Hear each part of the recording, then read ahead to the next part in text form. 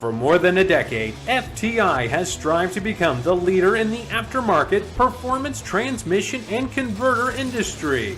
We've joined forces with McLeod Driveline Components under the leadership of Top Fuel Funny Car pilot Paul Lee, and now have a larger distribution network, more resources, and more power. Come see us in the pits and ask how you can join the FTI family. It's not cheating, it is the competitive edge.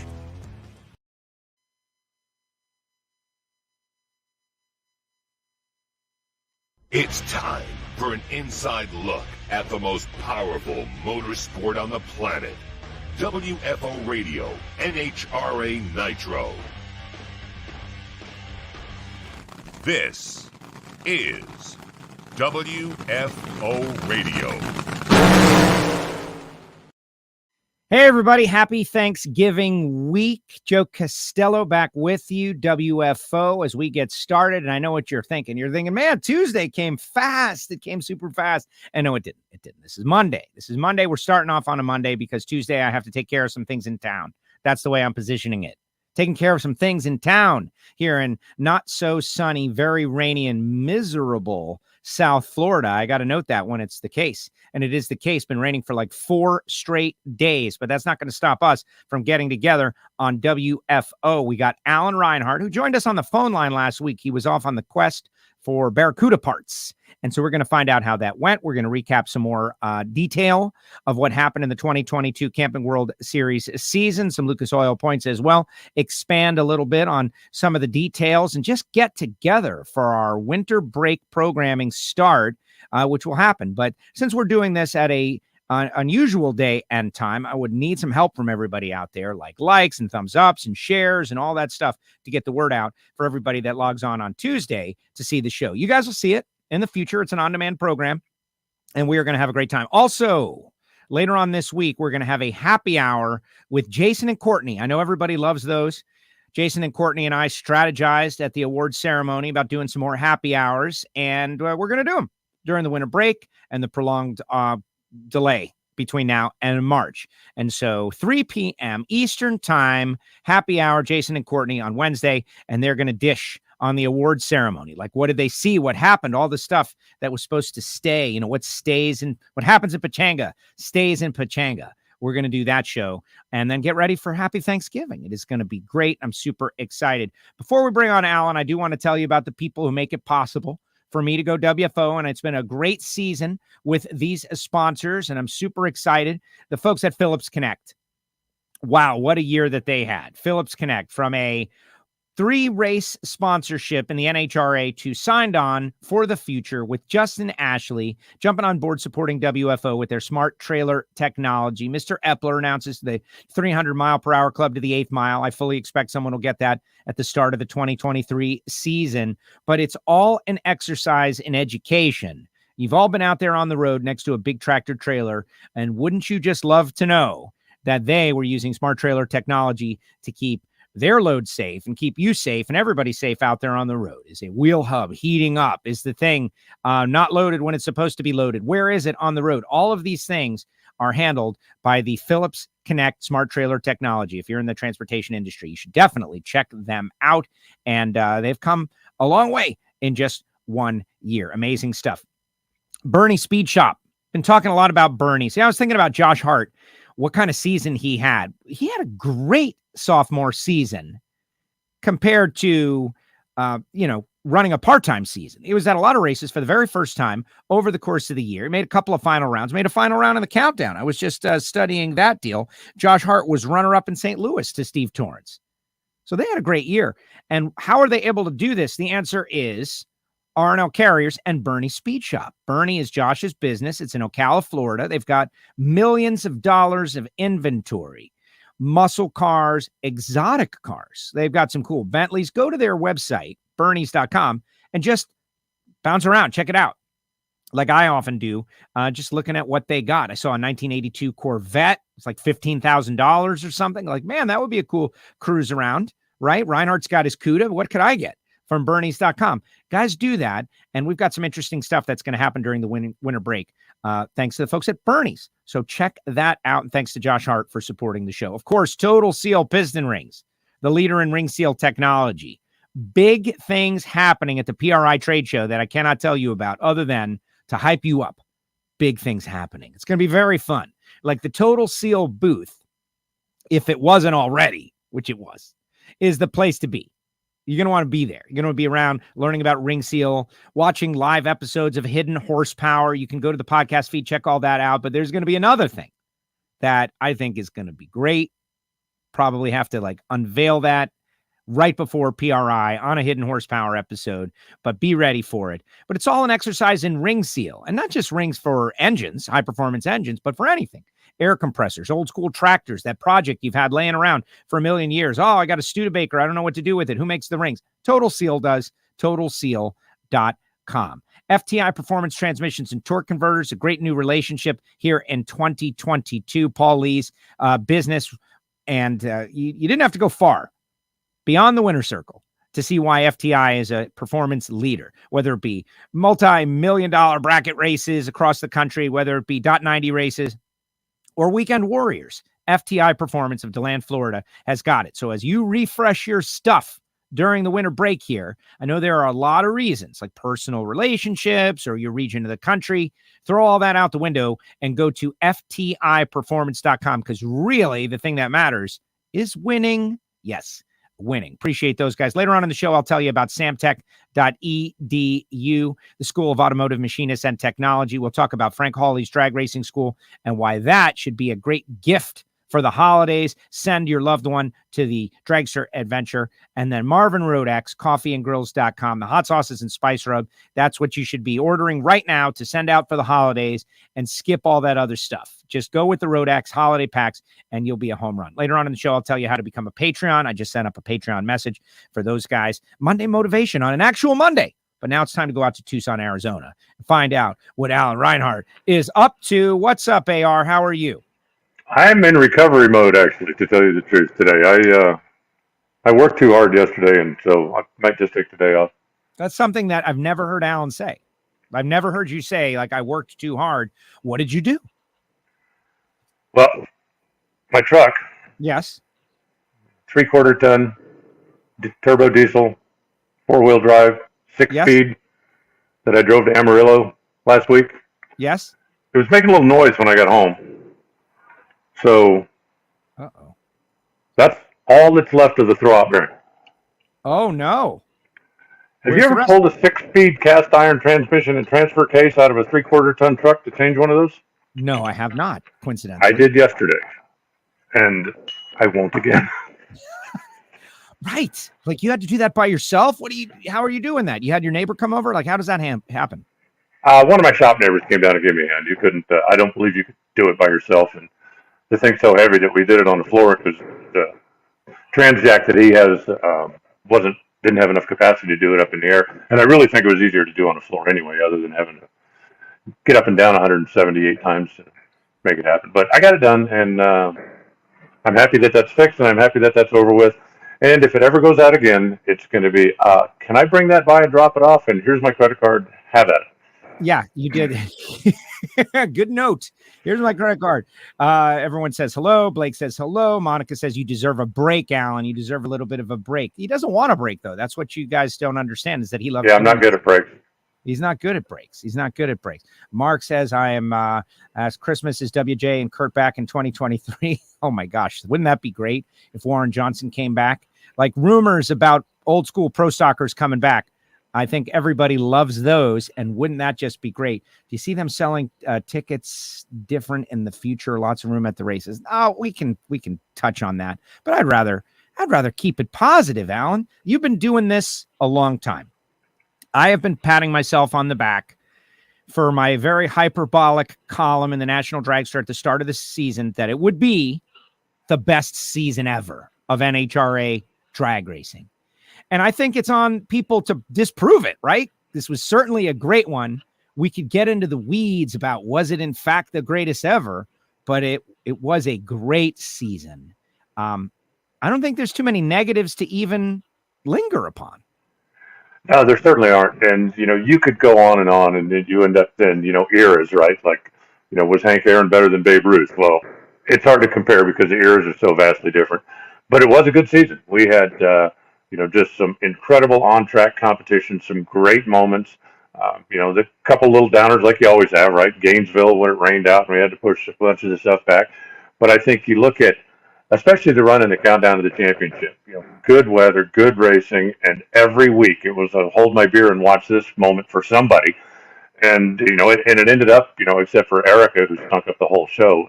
Erica, you stinker.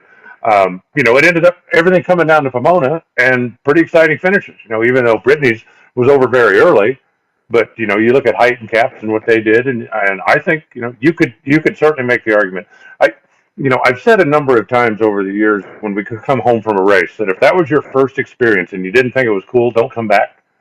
Well, if this was your first full year of NHRA and you didn't find something you liked about it, thank you for giving us a chance. But, we had a little bit of everything this year, from exciting highlight reel moments to incredible close finishes to big upsets to, who saw that coming? And, that's what it's all about. Yeah. Okay. So here's Dennis's comment in real time. And this is it. If you got questions, you can put them up. Now's the time for that kind of stuff. We're waxing nostalgic. Do you see them selling tickets differently in the future? Lots of room at the races. So I'm going to push back on that. I didn't see a lot of room at the races. I saw some sellout crowds. I saw packed houses. NHRA drag racing isn't the kind of sport where everybody always goes and watches from their seat. They're all over the place. They're at the rail, 2, 3, 5, 10 deep, depending on where we're at, like Maple Grove. Where would you fit more people at Maple Grove? And so even the Auto Club finals, like the Jay Seelig, right, who is a diehard super fan, who is, we love him on WFO. But the one takeaway was like, why did they close the other side of the track at the Auto Club finals? And, they covered those seats, and wouldn't it be better to sell those seats? The answer is, okay, what's the answer, Alan? Like I pushed back, Brian Loans pushed back. We both pushed back on Twitter. But when people want to see something as a negative, that's their right. So, how much time do we spend saying that right side of the racetrack is inconvenient to get to? You got to staff it over there. It's just a total loser, man. They should have never built it in the first place, according to me. What do you say? What say you? I felt like we had a great year. I think we had a great year too. And, the one thing that the West Side seats does have at Pomona is the sun's not in your eyes in the afternoon, and you're pretty close to the racetrack. So I think those are all pluses. But at this point in time, they simply aren't needed. If ticket sales demanded that it reopen, it would reopen. But the reality of the situation is, decide for me what you call a success. Okay? If you had taken the crowd that was at Pomona and put it in Phoenix, you didn't have any place for them to be. Pomona has massive grandstands, and I would rather sell, and I don't know what the number is, okay? I'm just making up numbers here. But I would rather sell 500 tickets in an 800-seat stadium and have it look half empty than to sell 350 tickets in a 300-seat stadium and go, wow, look at the crowd that was here. I'd rather sell the tickets. And some of the stadiums that we are in, Indianapolis is one, Gainesville is one, there are just massive amounts of seats. And they sell massive tickets to those events, but they don't sell as many as they have seats. And I'm not calling that a loser. Like I said, I'd rather have 500 people in a stadium that'll take 800 than to have 350 people in a stadium that'll take 300 and be able to beat on my chest and say, look at the massive crowd. And that's really the situation. Chicago, and we're going back to Chicago this year. I expect it to be pretty full simply because we haven't been there in a while. And obviously, for everybody that bemoaned, right? Oh, poor Chicago. NHRA abandoned us. NASCAR abandoned us. Nobody loves us anymore. Come support your racetrack. And I expect people to do that. Kind of like an inaugural event is always a sellout. But the place is massive. And if you took the crowd from Chicago on any given weekend and went to Epping, you'd fill the place twice over. I'd rather have more people and a few empty seats than fewer people in a smaller stadium. And that's, I'm not going to focus on the negatives either. I think we had a great year. We had good TV numbers. We had, solid ticket sales at the racetrack. And as far as, if you're going to point out a problem, and I'll put this as a challenge, okay, and send me your answer on, announcer@nhra.com. What would you do? Give me a possible solution to the problem. It's real easy for me to go, well, that guy smokes the tires every week. Well, fix it. And, if you don't have a solution, then pointing out a problem is easy. And if you do have a solution, I would genuinely like to hear it. Send me an email. Oh, sure. And then he's going to take your idea, folks, and he's going to send it up the ladder. And like, listen, it's a great idea that I came up with. But no, well, the other side of the thing is, like, everybody says, well, ticket prices are too high. They're not. All right. They're low. Definitely not. Not if you compare them to other sports. Right. So if you sell tickets for $10, okay, great. You're going to have people swinging from the rafters. Maybe. But you're also going to have people looking at the show going, well, I don't want to see a $10 show. I want to see I want to see a better show than a $10 show. Because if you tell me, whether it's a Broadway show, whether it's a baseball game, whether it's, this ticket's $50 and this ticket's $8, chances are, if I can afford it, I want to see a good show. I'd rather spend a few more dollars, and you then have a perceived value. You don't want your sponsors thinking, I'm spending money to sponsor a $10 show, because that's not what we put on. We put on a much, much better show than that.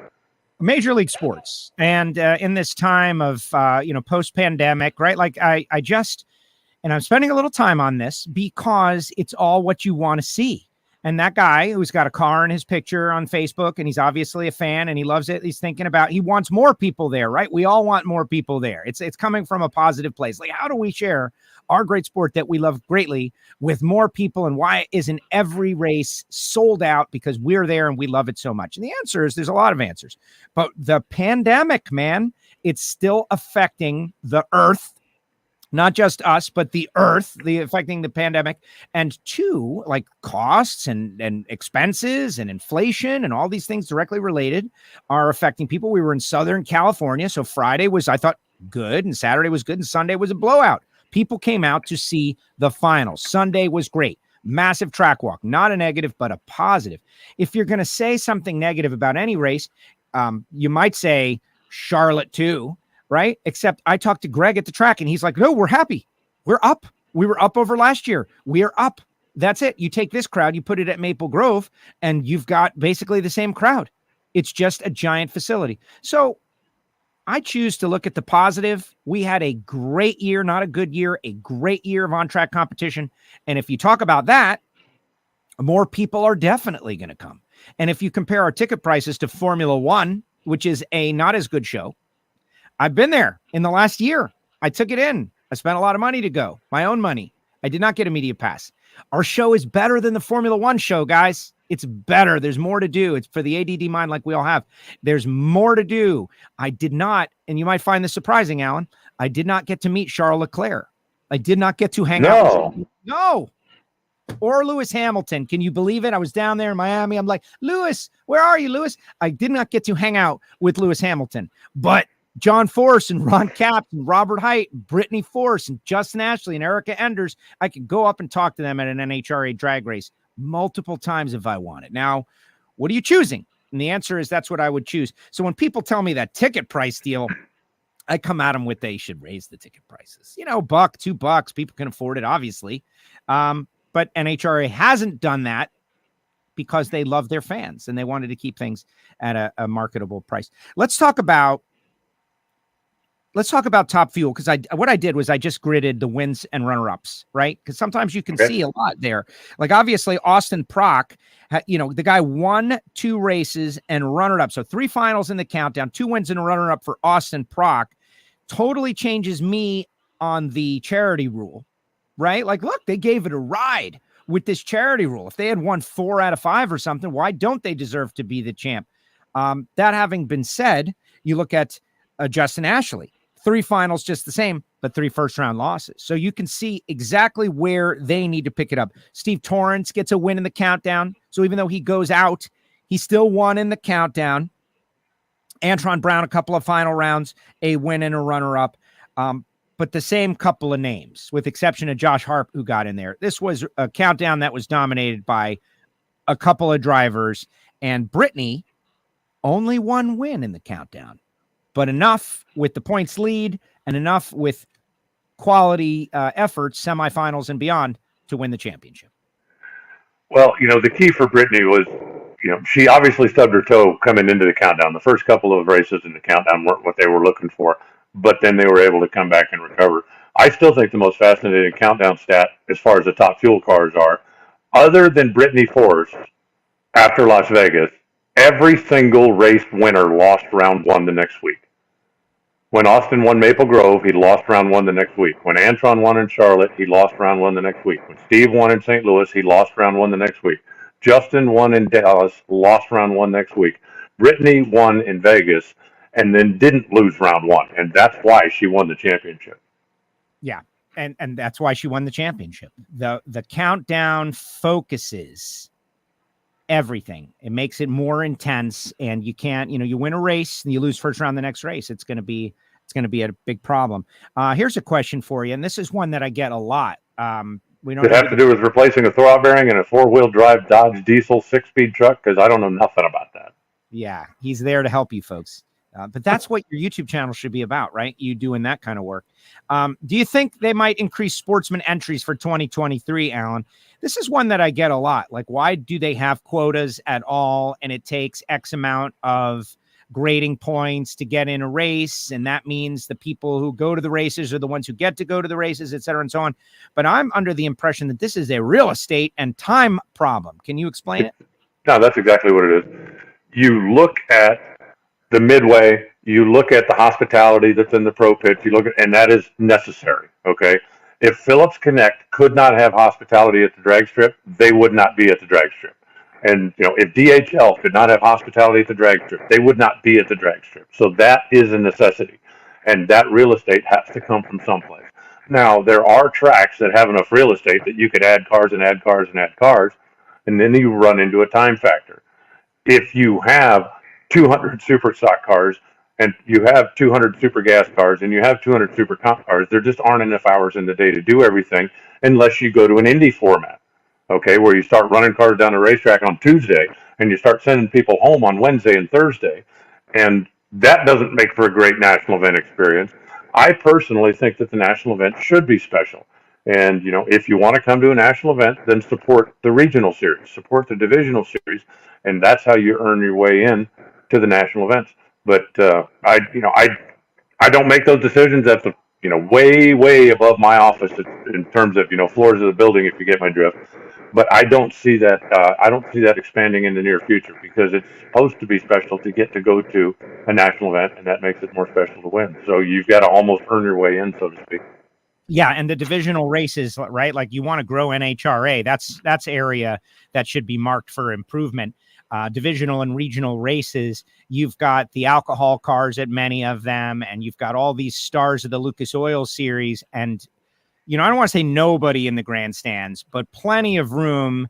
And that's high-level drag racing, extremely high-level drag racing. One thing that I would like to, and as much as our pay grade is below this level of decision-making, Alan, I do think that occasionally those decision-makers do watch WFO in a down moment or two and might pick up on something that we say in the audience is for.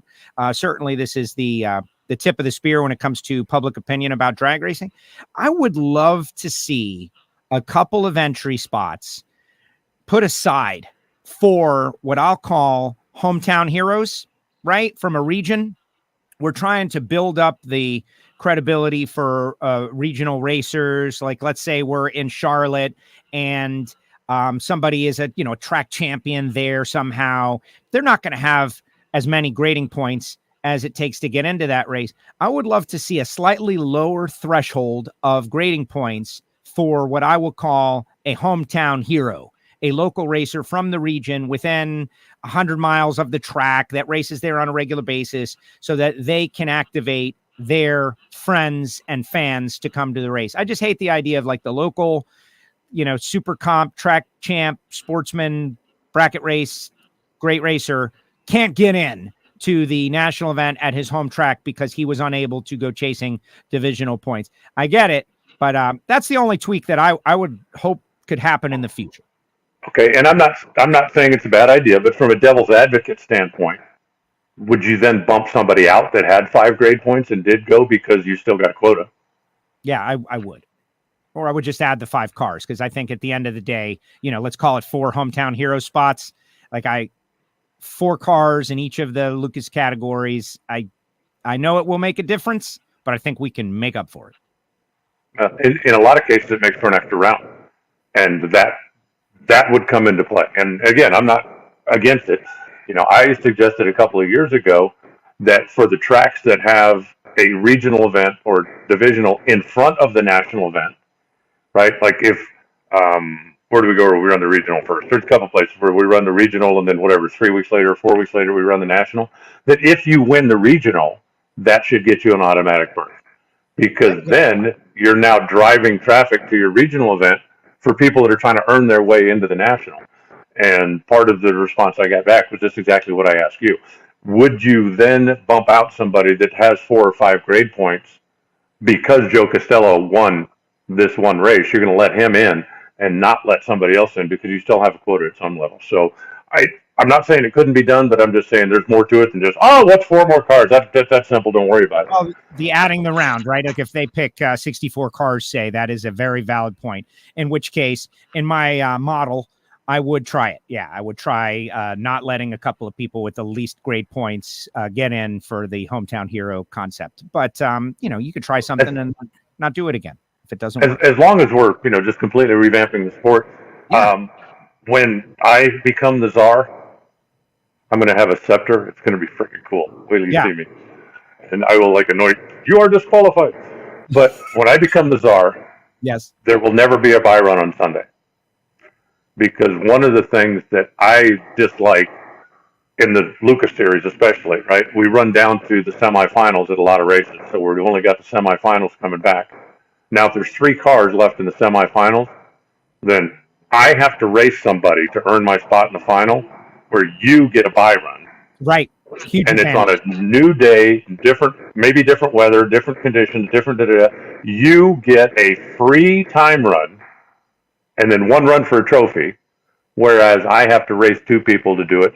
And I would like to see that go away. Some point where you would just have to adjust the ladder and go, okay, look, we're going to have 2 buy runs in the 3rd round or something.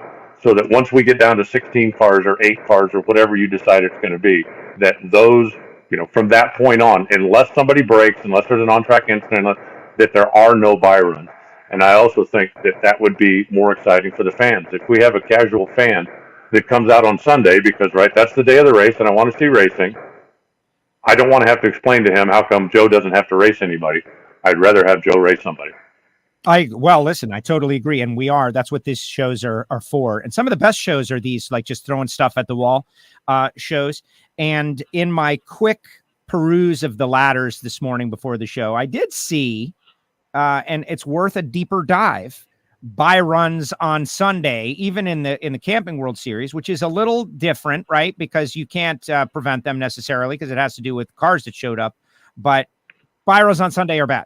That everybody gets it. We would prefer it not be the case in the Camping World Series. If you only have 15 cars, you've only got 15 cars. I get it. But in the countdown on Sunday, bad. And I agree.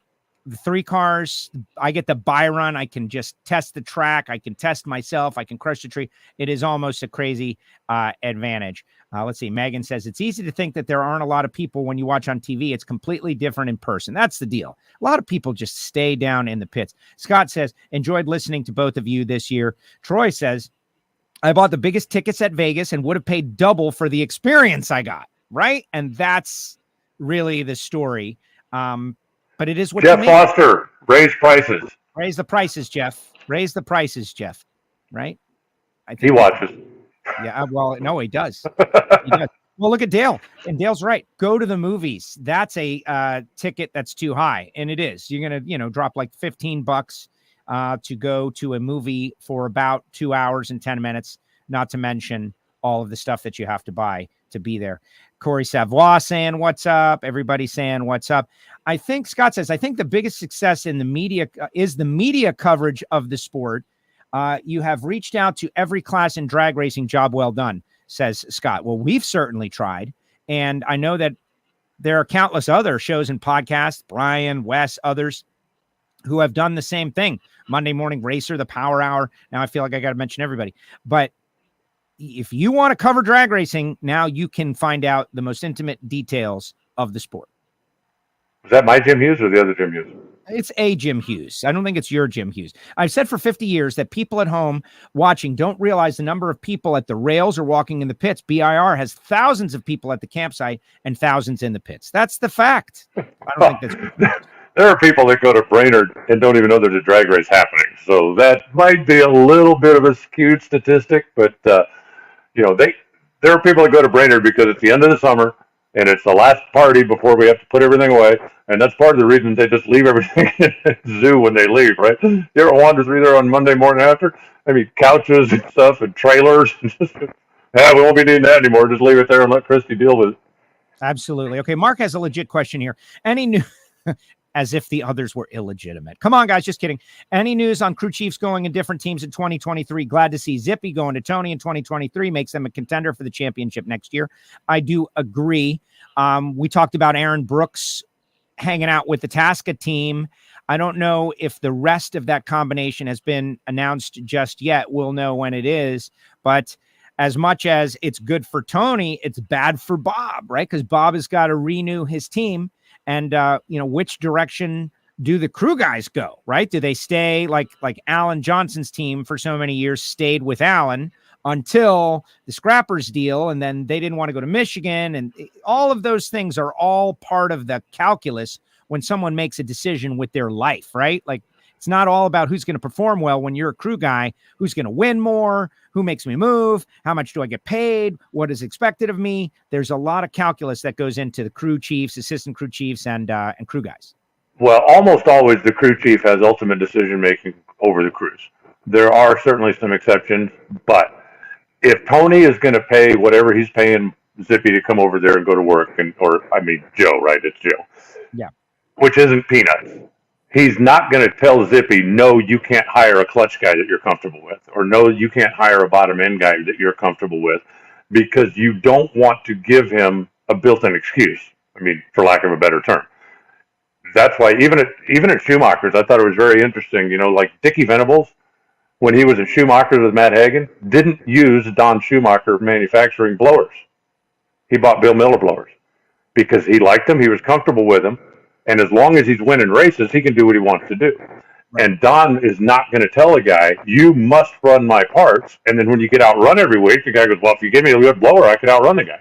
So you have to let the crew chief call the shots. Now, as far as, Tasca certainly could offer his guys the opportunity to stay, assuming that the incoming crew chief, and let's just for the sake of argument say that it is Aaron, assuming that Aaron is comfortable with everybody that's there, then maybe there's an opportunity. Or, Zippy might know all the guys that are over there on Tony's team, feel very comfortable walking in and just go, hey, let's keep the nucleus to the team, and I'll just come in and sit in the lounge and start calling the shots. That might work fine for him. Or he might want his clutch guy. He might want, his blower guy, because the guys that are comfortable with and understand. I think that, the Alan Johnson thing last year is the biggest spotlight that's been placed in years about crew chief and crew, and that both of them are important.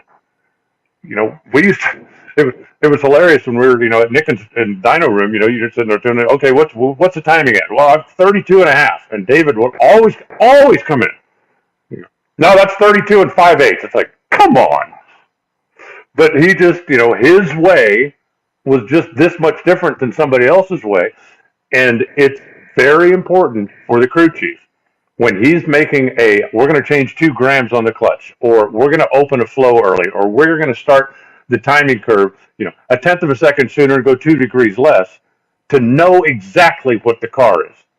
You can't have crew guys out there that are close enough, because then when you start making the minute adjustments, you don't know what you're changing.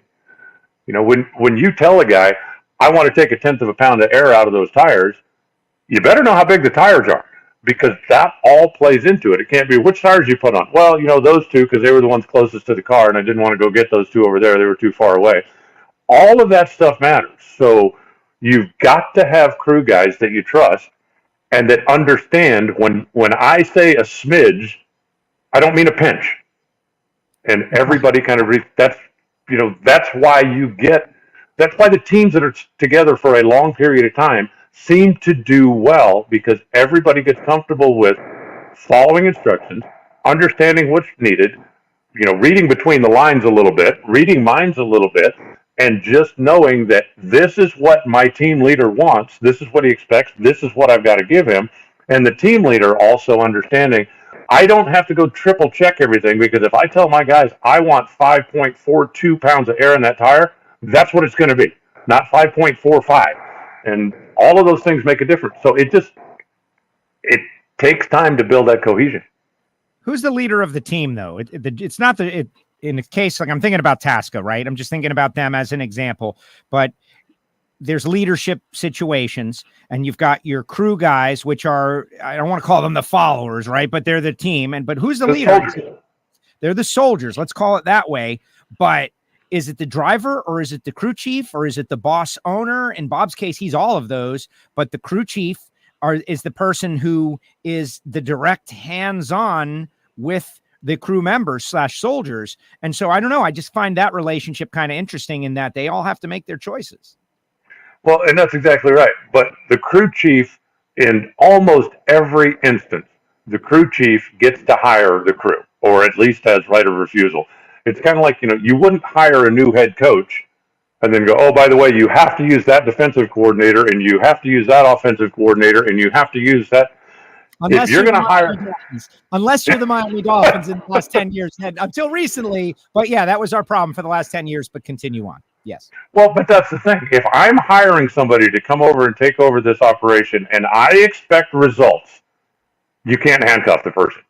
You have to tell them, you're in charge. I expect results. If you don't get results, I'm going to be the guy here in your face. But I'm going to give you whatever leash you need, whatever room you need to move. Get me results. Get me results. All right. Next question out there. We got some great, like Troy says, a friend of mine went to F1 at COTA and NHRA at Vegas, and he said NHRA was a better experience.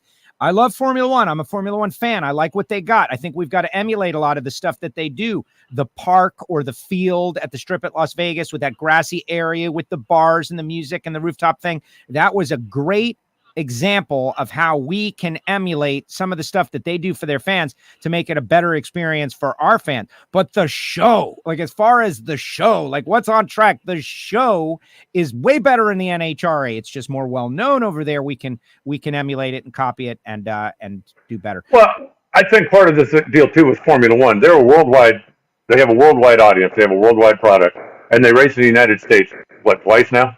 It'll be 3 times next year. Okay. If NHRA only had 3 national events a year in the United States, they would all be jam-packed. Good point. And that's another part of the thing. I think it'll be really interesting to see next year with the change in schedule, because there have always been the questions, right? Why not go Pomona, Phoenix, Vegas to kick off the year, and then go to Houston, go to Gainesville, go to Atlanta, instead of driving back and forth across the country? And market saturation is the easy answer. Okay, Phoenix is my home racetrack. I love Wild Horse Pass. But if I have money to go to a race, I don't have the money to go to 3 races in a month. Right. Would I choose Phoenix or would I choose Vegas? And that has always been part of the equation, right? You go to Pomona, you go to Phoenix, and then we go east. You hit Gainesville, you come back across to Houston, you come back to Vegas, and now I probably have recovered the financial hit a little bit, right? I mean, I can do something big every couple of months, but I can't necessarily do it quite 2 weeks in a row. So now I've got to make a decision, and it'll be interesting to see what happens this year when they actually do that. And that's a big part of the reason for a few years they tried to experiment about running Houston and Dallas back to back and going to both of them twice a year. And it really hurt all of the events, because if I live in Houston and the forecast is kind of iffy, I'm going, you know what? I'll just go to Dallas next week and see the show. Right. And if I live in Dallas and the forecast in Houston is iffy, I'm going, I'm not going to drive down there. I'll just wait. They're going to be here next week. And it legitimately hurt both of them. And that's why they went back to, and that's why they were separated. That's why Houston was in the spring and Dallas was in the fall, because we got a lot of great Texas fans. And if you move them far enough apart that they're each a new experience, then you're going to get a lot of fans that go back and forth. And if you pile them on top of each other, you're going to get a lot of fans that just pick one. And this is an area where I can tell you, not as as someone who gets hired by NHRA to work, They're working on all of this. They're thinking about all of this. This is part of the reason for the schedule. They want more people in the house. Remember, we were the first motorsport to have fans back in attendance after the pandemic. Mark has got a question about when is Greg Anderson going to announce the new owners and who they are of the team. It's Alan Reinhart. Oh, by the way, yes. Just got a note from Mike Salinas. He said Aaron Cave is the leader of my team. So there you go. How about that? Wow, that's interesting. He didn't say Rob Flynn. He just said Aaron. Who I hung out with Aaron. Now, Rob Flynn is the guy that comes in. 5-star general. Aaron Cave is he's the car chief. He's the guy that lives with the car, does the car, takes care of the car, and makes sure everything is done. So he is the guy who is hands-on with the team every minute of every day. You're burying the lead, though. Mike Salinas is out there watching the show. That's what really is the point that everybody needs to know, that this is WFO. And Mike Salinas is out there watching. What are you doing, Mike? Hanging out? Love Mike. What a year. Mike Salinas. Mike does not spend a lot of time hanging out. He's hanging out right now. He's watching WFO. I guarantee you he's working somewhere. He is. He's on his way. It's funny. I keep in touch with him when I'm at the races that Jasmine is attending and he's not there. I keep in touch with him, and every time I send him a note, he sends me back, here's what I'm working on. And I don't mean office with his feet on the desk. I mean working. So I hung out with Aaron. For everybody out there who doesn't know the situation at the finals, there's a hotel that we stay at that's pretty much on the property of the track. And Aaron was there as well. And I got to, and you know this, Alan, better than anyone, right? Like on race day and race weekend, everybody's working and it's busy. But to be able to spend a little time in a restaurant or a bar in 20 minutes, you can learn so much about someone. And that's what happened. Aaron and we hung out for half hour over a beer, and I learned so much about him. I didn't know that he was part of the Bunny and the Boys thing. That I didn't know all of those details. This kid is he's not a kid, drag racing lifer, has been doing this for a long time, and this is his real opportunity to showcase his passion, his love. And I think the kid hit a home run this year. And also his brother Adam is probably sick of me saying this, but he brought me my tie from Carducci's to save the day for the awards banquet as well. Thank you, Adam. What, did you forget your tie? Carducci forgot my tie, but that's a different story that we will not go into. So anyway, when you own your own tuxedo, you don't have to worry about things like that. Yes, that is true. But then again, I couldn't mix it up like the way Carducci's got me in something. Everyone will learn more about Carducci on Wednesday when the happy hour show with Jason and Courtney happens. All right, this guy, new owners of KB Racing. I don't know if it's going to be what everybody is expecting after the first of the year is the timeline, guys. First of the year, we'll know, says Greg Anderson, that it'll be Alan Reinhart after the first of the year. Yeah, I've got a couple of silent investors, but yeah, it's me. Every open spot right now is me. Man, is Greg going to continue in this relationship? We know that Greg he won't let you in the shop. Is that your way of finally getting into the shop? Buy it? No, he still won't let me in. Oh my gosh. Still won't let me in. Ron says there were nearly 5,000 kids there on Thursday for the Yes program, and I saw those kids. 5,000 of them running around, getting their first experience at drag racing. That's your program, Alan. What's it like? Well, it's not my program by any means, but I'm very proud to be a part of it, and I have been for a number of years. It basically is twofold. It is a career fair where we bring, and it's really focused at junior, senior level high school kids or those who are in trade schools to come out and find out about potential careers, whether it's in the automotive service industry, whether it's in drag racing, whether it's whatever, and to spend a day at the races. It's a program that's been around more than 30 years. It started when Gary Densham reached out to NHRA. For those of you who don't remember, Gary Densham was a high school shop teacher who ran a funny car on a part-time basis. Now, we're talking, again, 35, 40 years ago. And he reached out to NHRA and said, I would like to be able to bring my students to the racetrack for a day and show them what we do, what's happening out here, and that was the beginning of what is now the YES program, which is Youth and Education Services, about bringing young people out, giving them exposure to drag racing, and since its main focus is on students that are already in the industrial arts or in automotive programs or in that kind of thing, so they're car guys, right? We're not trying to get somebody that's a rodeo person to come out here and go, hey, look, give up your horse and go for horsepower.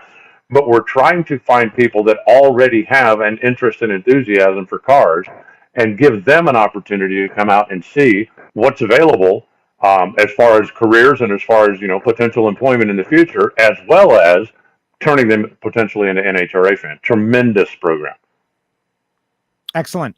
Well, if you can take 5,000 people who have never seen the sport and say, look at this, that's great.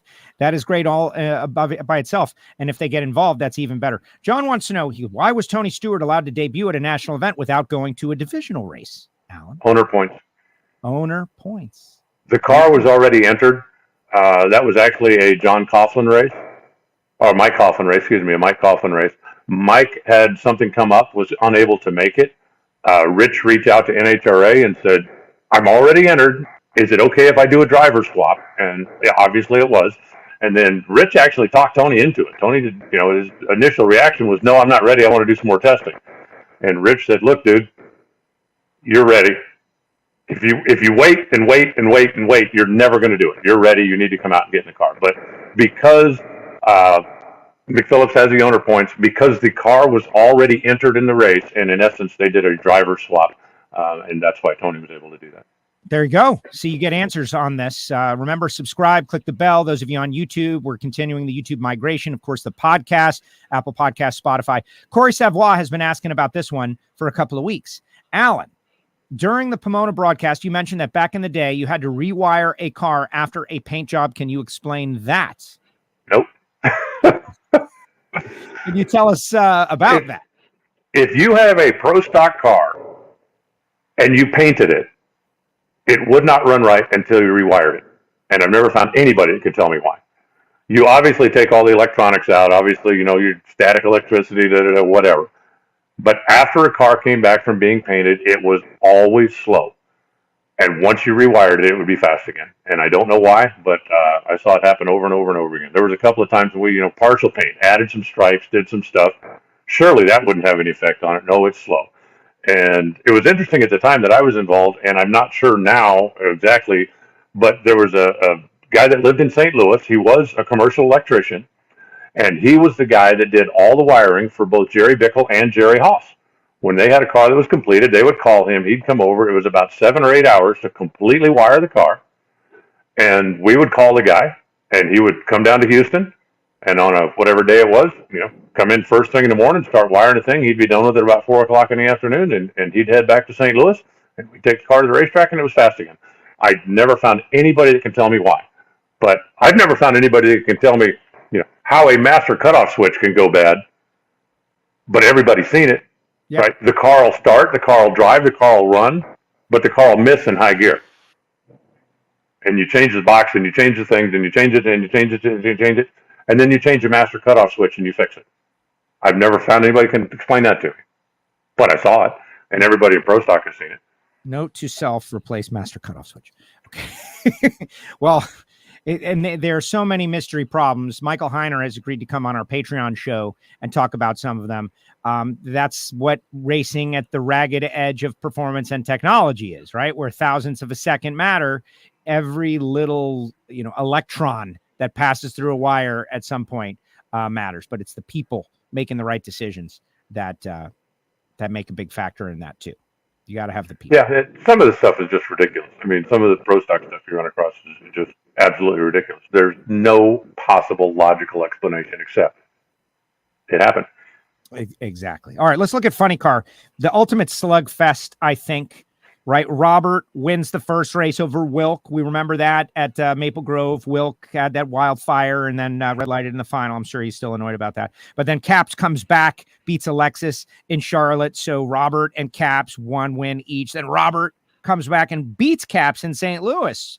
Caps making the final there might be part of the determining factor. Then Caps comes back with a win in Dallas over Hagen. Hagen beats Robert in the final of the next race, and you can see, and then the final round, obviously we know what happened. Cruz beating Caps in the final at Pomona. Championship was over. But you can look at each one of these singular events and think, had they gone a different way, it might have disrupted the entire reality we're now living. Yeah, and it was fun to watch. And part of the reason for that is because the players went head-to-head a number of times. when they first did the countdown to the championship and they made the final cut at 2 races, they were down to 4 drivers in 2 races. They only did it 1 year because, in hindsight, it's like, no, this needs to be a bigger sample size, basically. But in those 2 races, none of the championship contenders ever raced each other head-to-head. And I think it's more fun when the championship contenders go head-to-head, when it's a 40-point swing, when that, if I don't beat Joe, then I'm going to be 40 points further behind than if I do beat Joe. I have to do this. This is important. This is big. And it's the same on both sides. And it's fun. And I think the fans the same way. I think the fans like seeing the title contenders go head-to-head. And even though we didn't really have title contenders go head-to-head out in Pomona, they did enough times during the course of the countdown that you could get a sense for where I was going. And then, both of them end up having to run Bob Tasca out there. And Bob Tasca, even though he wasn't really part of the championship conversation in the last 3 weeks or so, he was a contender. I mean, all year long. That wasn't a pushover car that just all of a sudden surprised somebody. All year long, that car was tough. Oh, absolutely. Absolutely. And when the kids were coming out with him at Sonoma, he stopped the Robert Height sweep of the Western Swing, all of that. But what I encourage everyone to do, and maybe we'll do this during the winter break, is just go back on NHRA.com and look at the ladders and look at the second round matchups in Funny Car that were super close. And had they gone a different direction, right? Like find a race between 2 contenders, like Hagan lost a couple of really close races. Tasca lost a couple of really close races. There's one where, came down to a couple of thou. It was Hagan and Tasca. Tasca poked it in there, came up a couple of thou short. You're wondering, well, if he had poked it in there another inch, what would the outcome have been? And the whole everything could have ended up being different. And that's what you want. You want those marquee matchups that if these 2 race each other, it's going to potentially change everything. But in the end, it was Height and Caps. They were the 2 best. Like the whole tier system that we created earlier this year, right? Like in the end, those 2 were the top tier. Ron Capps and Robert Height. Like they went out there and they put their impression on nearly every race of the countdown, especially in qualifying, and then Hagan slightly behind. Well, I mean, those 2 won 13 races. Just those 2 teams this season won 13 races, which is ridiculous. And right. I also think that it's interesting that, because the mentality coming out of the crew chief lounge in Ron's camp is different than it was, say, 5 years ago, 8 years ago, 10 years ago, that they want those little bitty points. They want to qualify top 2 or 3. They want to go for it when they can go for it. And that has made the difference. Ron 1 year lost the championship to Robert strictly on qualifying points. Actually won 1 round more than Robert did, but Robert outpointed him so bad on the Friday, Saturday stuff that he made whatever it was, 38 points or 40 points or some ridiculous thing. And that was the difference in the championship. But, with Dean Antonelli and with Medlin in there, they are going for it when conditions say you can go for it. And if you think about it, that Saturday night run was the championship. They made 4 points for being low Saturday night and won the championship by 3 points. So if they don't have that mentality, if they go up there going, okay, look, let's just, make sure we can go another 85 or let's make sure we get, then who knows? But, when you get 4 bonus points on 1 run and you win a championship by 3 runs, I think you could say, yeah, that was a pretty important run we made Saturday night. Yeah, and that's the thing about our sport is the critical moment doesn't always come in the bottom of the 9th. It can come at different times in the event. Oh, look who it is, Michael Heiner out there. Michael Heiner, and he is answering a question. He says static electricity from the dust in between the wires was the only thing we could figure out. Had to rewire several cars after getting them painted.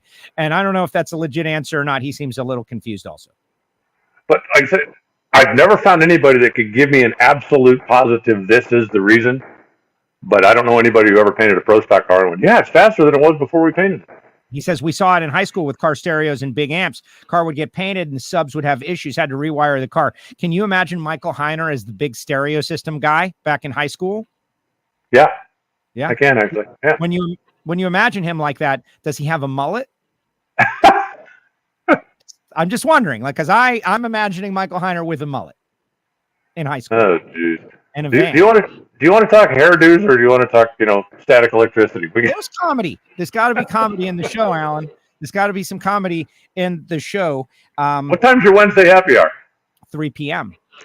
2 3 p.m. Eastern. Yeah, well, it's got to be at the end of the day for me, because that's the last thing I'm doing before Thanksgiving. It's going to be great. Courtney, you're welcome to jump on if you'd like. I won't be available.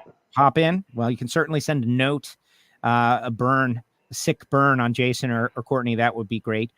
Either way. So I had one more thing I wanted to go more in depth on, right? Because last week you're on the road. I don't think we went in depth enough on, and there's this conversation is going to continue on, right? Someone's saying Grubnick doesn't get enough credit, and that's probably true, but also he's one of the only things we talk about, right? Like David Grubnick gets a lot of the keywords out there if you're putting it all together. But I want to talk, since we're talking Caps, Dean Antonelli's decision to make the run, right? Like that was guts. That was not a no-brainer to just run it. Many people were saying, don't run it. And NHRA is going to alleviate the problem. Glenn Cromwell said they're going to fix the problem next year. It's not going to be a problem again. We're not going to put our crew chiefs in that situation.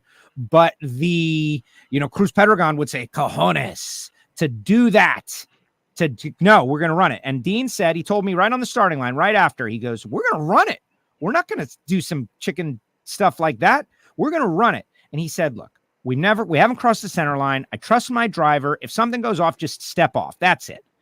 But just the same, that 385 getting close to the wall, it's a funny car. It could do anything. We know that. Dickie Venables told me it's a miracle they go down the track at all ever. To go in that critical moment and run it, to make the call. We're doing this and we're risking it all. That it's either dumb or it's courageous, but it's definitely something. Yeah, I don't know. I honestly don't know what I would do if I was in that position. I mean, if somebody told me, here's a check for $500,000 plus, and I have no idea what his sponsor bonuses are, but everybody's got built-in sponsor bonuses, right? I mean, there certainly had to be more than $1 million at stake. I don't know that I run the car. I mean, I honestly don't know. And the reason he hugged the wall, and I answered this in my announcer email a number of times, if you touch the wall, that is a disqualification. It is not a point penalty. You get a point penalty for going over the center line because that is considered encroaching on your opponent's side of the racetrack, and that is a safety violation. And if you're touching the wall, you're not putting anybody else in danger. If you're crossing the center line, now you're encroaching on your opponent's side. So that's why that's why Ron said he was going to go over towards the wall. He was going to hug the wall. He said, if it makes a move, it's going to make a move toward the wall, and I'll deal with that. But he wanted to take a shot at winning the race, right? I mean, it's the World Finals. It's a track that almost his home track. He grew up a little bit further north, but it's a place that's very special to him, and he wanted to win the race. And you also, at least in my mind, okay, what if you decide we're not going to run it? Okay, you go up, maybe you do the burnout, maybe you don't, but we're not going to run it, right? And when they go up and stages a car, Dean goes, boop, and it idles down the racetrack, and then Cruz smokes the tires. And you could have won it running, 820. Yep. Aren't you then going to be going, oh, my God, we just let the Auto Club Finals get away. We let our 6th national event of the year get away. We let that bonus money and da-da-da-da-da and whatever get away. But on the other side, I would never go to Vegas and say, I'm going to bet $1,000. What if you win? I win $50. I just don't know that I would do that.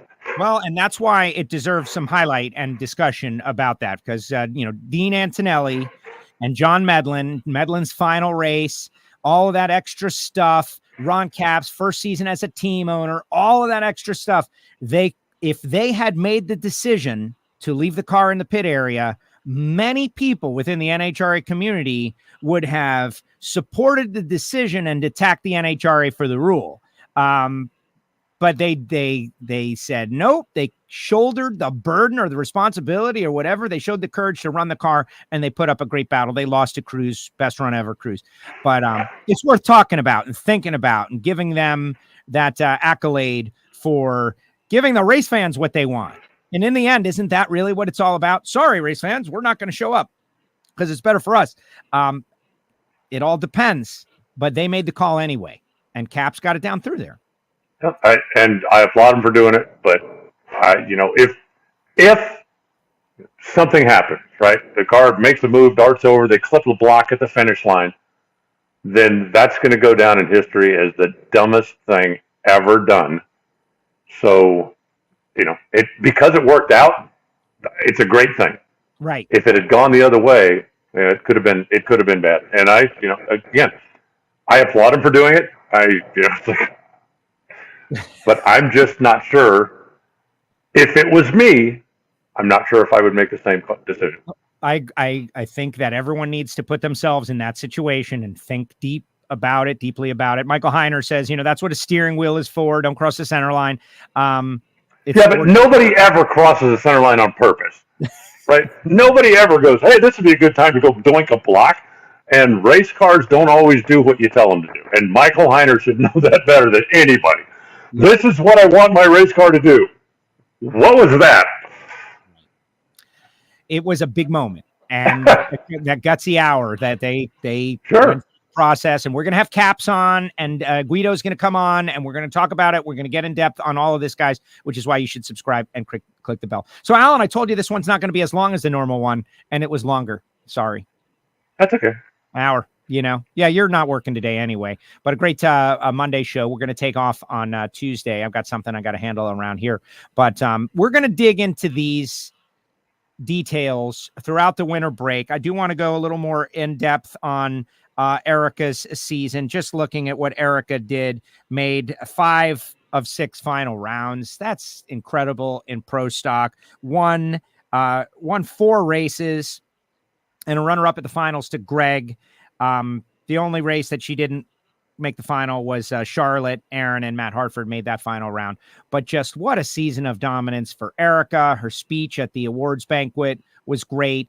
We're going to have a lot of time in the winter break to talk a little bit about what we saw in pro stock, but this was a banner back-to-back years for pro stock. These last 2 years, 21, 22, Greg, Erica, the 2 5 times, becoming 5 times. I don't know, a seminal moment in pro stock history, I believe. We're going to look back at this, and this is going to be where the worm turned, right? And pro stock became something even better than what it was. Well, I've always liked pro stock. That's been my category because I'm a gasoline and carburetors guy. Even when I was going to school and going out, and sneaking into the races in the trunk of my buddy's car. Nobody's listening, right? Statute of limitations has expired. But gasoline carburetors was something that I could relate to. Did I love the nitro cars? Absolutely. Just everything about them. But I couldn't relate to that. I could relate to gasoline carburetors. So that's always been, my class that I followed so closely. And then, having an opportunity to spend a few years working in that world and seeing what they go through and what they do and just the level of detail and all the ridiculous stuff that can slow one of those things down. But yeah, it's prime time now, and the fact that we've talked about this for the last couple of years, because race and championship winning horsepower is available to the masses right now. That is making pro stock so much more fun to watch. Love Bob Glidden. I was a Ford guy. Love Bob Glidden. But when he would qualify number 1, and he would have a 10th or a 10th and a half over the number 2 qualifier, that's not compelling competition when it comes to Sunday. It's like, unless Bob makes a mistake, he's going to win the race. Right. When Warren Johnson had, his dominant years, it was the same way. Unless Warren, and if you went to Warren and said, hey, I'd like you to build me a motor. Nope. It just wasn't in the cards. But the fact that today you can lease or buy race and championship winning horsepower, that has made pro stock a really competitive affair. And it's so much more fun to watch when you don't automatically know who the final 4 are going to be, or you don't go in looking at, okay, well, who's Bob or who's Warren going to race in the final, because they are so dominant over the category. When you go in there now and oftentimes the most important part of the performance of a pro stock car is the driver's left foot, and that's what makes it fun to watch. It really does. The driver factors in big time, hitting the shifts. They can definitely ruin a great run. Alan, we'll catch up more. We'll let you get back to recovery on the Project Ram. Get back to your recovery, and we'll connect again next week. Of course, happy Thanksgiving to you. What a season it was. We'll take this little Thanksgiving break. We'll get going again next week. And, PRI, are you doing the PRI? Yeah, I actually got my credentials yesterday, so I'm pretty excited about it. Yep, looking forward to going back. And if anybody needs a used throw-out bearing for a Dodge Ram, I've got one. He's got one. Some assembly required. But hey, better it broke on the way back as opposed to 10 hours out wherever you were in the middle of the desert. Oh, I'd have got home. Yeah. You don't need a throwout bearing to drive a truck. Right. But, something rattling around in there. I don't know. I'm not stick shift oriented when it comes to things breaking in there. I need to start thinking about it, though. It's getting to that point. All right, Alan. Great job. Thanks, Joe. Enjoy your happy hour. I'm sorry I can't partake, but I'll share some news with you next week about what I did on Wednesday after it's all said and done. Cannot wait. Talk soon. Happy Thanksgiving. See ya. There goes the voice of the NHRA. Alan Reinhart joins us each week right here on WFO Radio. Subscribe, click the bell. Those of you who are on YouTube or whatever social media, tweet, retweet, repeat, push it out there so that the entire world that might enjoy this program can see it. Simple as that. And we've got a happy hour on Wednesday. That is right. We have got a happy hour. Michael Heiner's like, wait, happy hour? What? That's right. Courtney Anders, Jason Logan going to be on the show. We're going to recap. We're going to do our best and worst dressed at the NHRA Awards Banquet. No, we're not going to do that, I don't think. But we're going to definitely talk about the awards banquet and maybe start some rumors for fun. That could be fun. So you definitely want to join us 3 p.m. Eastern time. And let's put some comments in the comment section, guys. Let's get everybody commenting. And we'll do a little bit as after Alan conversation. Monica, happy Thanksgiving to Alan. Nitro, shock and awe. Pro stock equals finesse. I agree that. Will we ever see EFI in nitro racing? That's a good question. I don't think so.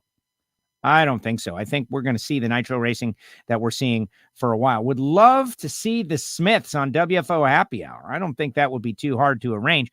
The problem is the only thing that I'm trying to manage is we got to have Matt and Angie on anyway, because they won the championship and won the race. And we like to do an interview with each race winner and each champion for history. And that wouldn't be it on the happy hour. I have done a poor job of reaching out to everybody and checking their availability just yet. So we'll see. But the happy hours, right? It's like I have the core group and then people pop on as they so choose.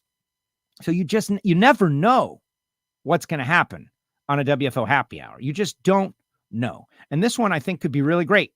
3 p.m. Eastern time on Wednesday. Subscribe, click the bell, be ready to have a little fun and blow off some steam. We'll also have our traditional WFO Christmas party later on in the winter break. And we're going to hear from every champion and all of the Auto Club Finals race winners. And I'm starting to see, they're doing appearances on other shows and whatnot. I used to race to get them on first. I no longer do that because I found that the more time that these things sink in, they simmer a little bit, the better the answers are. And also, I wanted to break myself. It's true. Marvin Rodak, RodaksCoffeeandGrills.com, 817-924-6821. I know you're thinking about gifts for the holidays already, and Black Friday is coming, and forget wasting your time on all of that. Just call Marvin. Make a little list, get a pound of coffee, a bottle of hot sauce, and a container of the A26 spice rub for each one of these people you want to give a great gift to. And send them out. 817-924-6821. Marvin Rodak, the best coffee from around the world, hot sauces, spice rubs. It's so good, it can't be real. And yet it is. And really, I had someone like, I can't order online. Why can't I order online? The answer is calling Marvin is part of the experience. Yes, it's a little old world, old timey, calling somebody for something instead of just clicking a link, but it's better. Trust me on this one. RodaksCoffeeandGrills.com. Frank Hawley's Drag Racing School. This is a higher level gift. This is, costs like $400, but you're sending someone that you care about on an experience that will fundamentally change their perspective on life. Hanging out with Frank, driving a dragster, making a couple of runs, and learning more about your passion for drag racing. That is just invaluable. You should do it. The Dragster Adventure, FrankHawley.com. Be sure to tell them you heard about it on WFO. That can be accomplished just by saying, hey, WFO, and they'll know. FrankHawley.com. Got to hang out with Frank a lot this year. Samtech.edu, the School of Automotive Machinists and Technology. We always say start your education at full speed. What it is for military veterans. They're approved to train veterans under the GI Bill. You know that. But people out of school, college, high school, hands-on type people, Samtech can get you started in machining, machinist, engine building, CNC programming, EFI tuning. They've got a lot of great classes down there in the Houston, Texas area. Call Brian Massengill. Go to the website, samtech.edu. Call Brian Massengill and say, hey, Joe told me to call you. What's up with the school? This is what I'm interested in. And they'll tell you all about it. course, Bernie's Speed Shop, Bernie's.com, Phillips Connect, FTIperformance.com, and Total Seal Piston Rings, which we've got something really big happening at the PRI trade show. And then, of course, online at Engine Performance Expo. So stick with us on the Hidden Horsepower podcast. We'll let you know what's up in the coming weeks. I want to say what's up to the Patreons, patreon.com/WFO Radio. These are people that pay for WFO. A backstage pass is really what it is. The backstage pass to WFO. I just put up a little Monday motivation for everybody, just like this is what's going on, and this is what we're doing, and this is what we're planning. All of these things. And we're going to ramp up our WFO for Patreons during the winter break. So jump on board there. And remember to always check out our WFO store. Everything has to start with WFO on this show, right? The WFO store, where you can get some free stickers if you want. Send me a self-addressed stamp envelope. But really, t-shirts and all kinds of great gear that we've been crafting throughout the off-season, including the fire t-shirts that everyone likes so much, if I do bother to ever promote them. But sweatshirts and long-sleeve t-shirts and mugs and hoodies, some that are worn. Now, we don't sell that.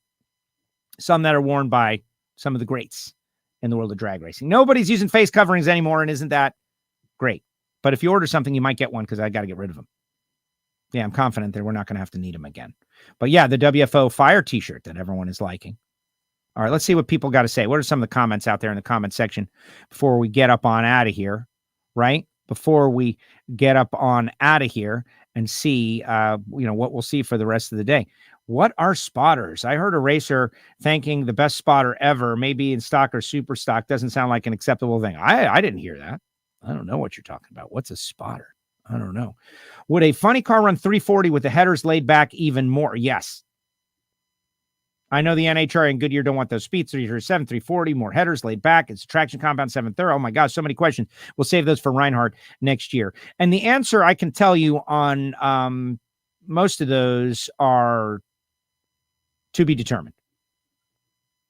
Like the 70-30 exact ratio. What they need to do is they need to just stay connected with the crew chiefs, which I think they are. And whatever they're doing now, keep doing it. That's my advice. Whatever we just saw, let's keep seeing it. Because it made for some of the best drag racing I think any of us has seen in our lives. You know, I'm fortunate that when people tell me it was better back in the day, that my personal experience goes back to 1980. Yeah, I wasn't there in the 70s in person. Watched on TV. I was a little kid. My understanding of what was going on out there. Look at this, Chris Garrettson. That's why my car goes slow. I used too small wires when I wired it. Go figure. What's up, Garrettson? Go watch his attention in the pits. He's a very character. He calls himself an oddball. But I have been able to witness an NHRA national event live and in person every year since 1980. It is 2022. So I've got a pretty good understanding of what the product has been and what it is. And yes, you do not see people showing up with a third wing or some sort of visible, what's that going to do innovation very often. Instead, what we get are nitro drag races that are coming down to 1,000th of a second. You're seeing well-funded, heavy hitter teams that are at the top of their game go home defeated for no other reason than the other team was even better than they were. You're seeing the best of the best at their best with all that they've ever wanted and needed, totally supplied at the max. Like two teams in the AFC Championship game, say, with no injuries, right? Like they're at max strength. That's what we saw. I don't think it's ever been better. And I think the argument for the teams that are not quite at their very best is that they're getting better. Think about Alexis and Dell and Nikki and that team. Like they trended up all year long. Alexis went through a little bit of an issue and some red lights. And you know, what'd she do? Didn't just keep going. No, went out and found some solutions and applied the solutions, Frank Hawley in particular, and it worked. I think everybody realizes now that being in the highest levels of this professional motorsport is not just guaranteed by wanting to be there. I want to be here and I've got the money, and so I'm going to do it, and I'm here. That is not what the sport is anymore. The sport is professional motorsport, the highest level of competition in drag racing. You want to be there, you got to be good, and you got to get better. And whatever you are, you got to be better tomorrow. And that's true for everybody. I think it's amazing the spot that this sport is in. But then again, on Wednesday, we'll get Jason Logan and Courtney Ender's opinion. And, maybe some other people if they want to be involved, right? Maybe some other people, whoever wants to be involved. There's often an after Alan conversation. Yes. You're funny. I'll be in my basement working hard on my BMX hot rod. Last race of the year, December 3rd. That's Ant Dog. Ant is a big fan of WFO, and he promotes WFO in his BMX circles out there. And I appreciate that. Thank you, Ant Dog. Happy Thanksgiving to you. When will Heiner be on for the private club? Oh, ask Jeff. I don't know. Me and Michael Heiner are working that out. We got to get some artwork of him with the mullet, and then it'll be great. Krista could be fun for the happy hour. Well, listen, everybody's fun for the happy hour. It's, do they want to do it? Do they have the time to do it? Do they want to be involved? YouTube has funny car chaos footage for all you gearheads, says Ant Dog. Yeah, had a good time at my first funny car chaos. WFO needs more Krista. You should have Cam and Angie on too. Yeah, these are all great ideas. Submit your ideas at all of our social media. WFO Radio, WFO Joe, Twitter, Instagram. Submit those off-season ideas. Winter break. Let's make them slap dial-ins on them. That I'm not into. Although they could, right? The handicap in the tree would be tough. I like Pro Stock back in the day when most people built their own engines and the cars looked like real cars. All right, Jim, let me put you on the spot, though. When most people built their own engines, so that is like sword fighting. Like, do you want to go back to sword fighting? No, you don't want to go back to sword fighting. Sword fighting, it's good for a movie. Everybody liked The Princess Bride, sword fighting. But really, my great friend Ernie McDaniel used to say it was like sword fighting, meaning antiquated. Like, nobody does that anymore. The idea that everyone's going to build their own engines. Well, you could build your own engine and see how it goes. It's not going to go well. You're going to lose. And that's the evolution of every major motorsport on the planet. Nobody does that anymore.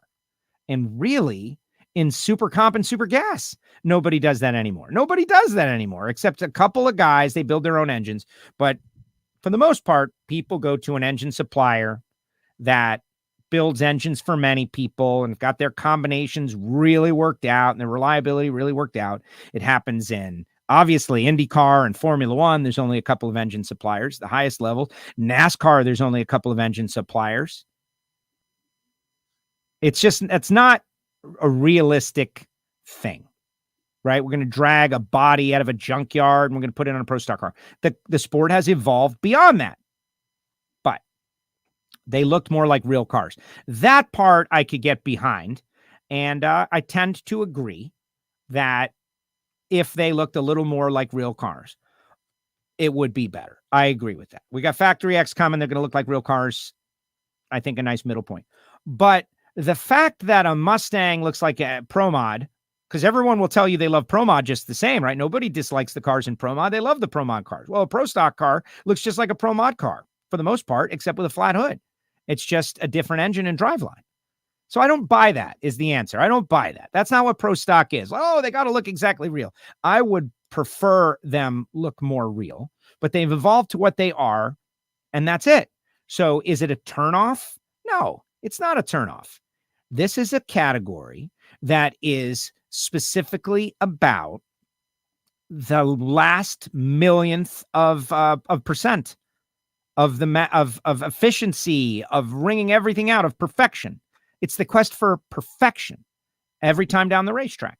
The driver has to hit every shift perfectly. There's no other category that's like that, right? I guess Top Alcohol Funny Car. You can ruin a run. Those guys would have to tell me like how much short shifting causes the problem. Did you destroy the run or not? I think the answer is probably. But there's no turnoffs about Pro Stock. That's the point.